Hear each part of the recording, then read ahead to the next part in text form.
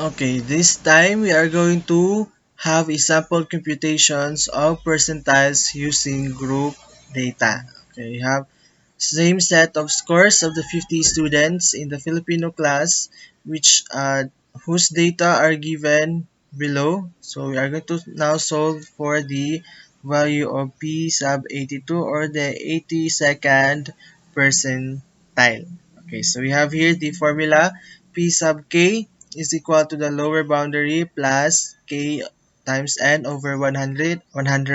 Since we're looking for the percentile, that means the scores distribution are divided by 100 or being categorized into hundreds. Okay, minus CFP over F, this is FP, that is frequency of the percentile class times the class size. Okay, so first again we have to determine the class, or sorry, that is the percentile class. So to determine the percentile class you have to divide, we have still to use k n over 100.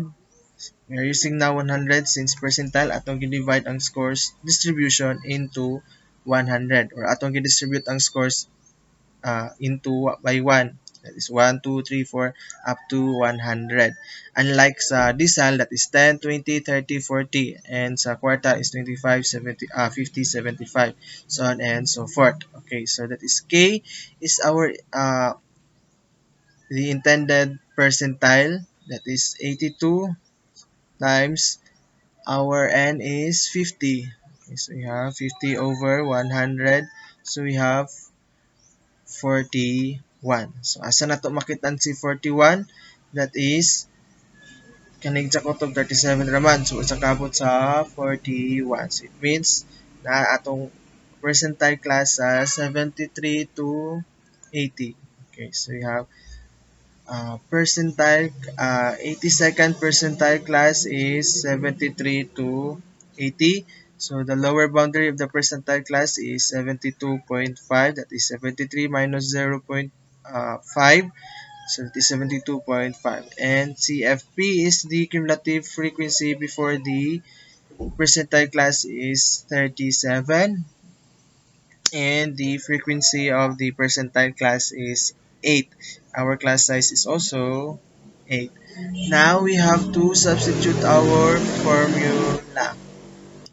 So you have P sub 82 is equal to lower boundary, which is 72.5, plus K sub n over 100 is 41, minus CFP is 37 over 8, times our class size is 8. So we have P of 82 is 72.5 plus 41 minus 37 is 4 over 8 times 8. So we have P sub 82 is equal to 76.5. So since we have P sub 82, that means 82% of the scores of the 50 students are less than 65. So let's say this is P sub 82, which is 76.5. So this is our lowest score, this is our highest score. So that means 82% of the scores of our 50 students are less than 76.5. And in other words, so we have 18% of the scores of the 50 students are above 76.5. Okay, so this is for the 82nd percentile. This time, let us try solving for P sub 82, 91 rather, 91, or the 91st percentile. Okay, P sub 91. Okay, so same process. We have K over N over 100. So K is 91 times 50 over 100 equals to 45.50. So our percentile class is 45.50 man. So nasa siya sa 81 to 88. Okay, since 45 naman ko to si 73 to 80. So it means si 45.50 na ani 81 to 88. So our 91st percentile class is 81 to 88. And our lower boundary of that percentile class is 81 minus 0.5, that is 80.5. Then the cumulative frequency before the percentile class is 45, and the frequency of the percentile class is we have 3, and our class size is the same, we have 8. So we have this formula, and we are going to substitute the formula by our given values.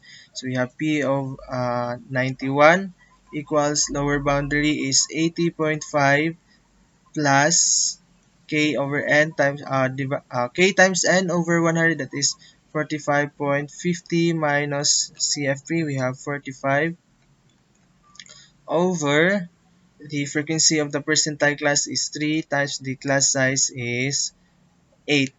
Okay, so we have 80.5 plus 45.50 divided minus 45, that is 0.50, or 0.5 divided by 3 times 8 will give us P of 91 equals 81.83. So if we're going to have this, let's say, interpretation, we have lowest score, highest score, and then we have here P9 of 91, or that is the 91st, 91%. So we have 81.83.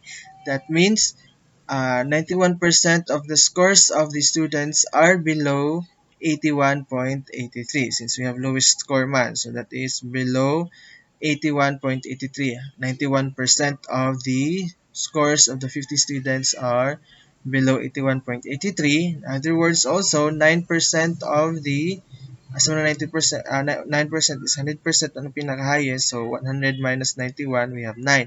9% of the scores of the students are above 81.83. So if you are going to find, or if question is, what is the 91 percentile, that is 81.83, or that is 91% of the scores are below 81.83. And that is for how to compute the percentile using group data.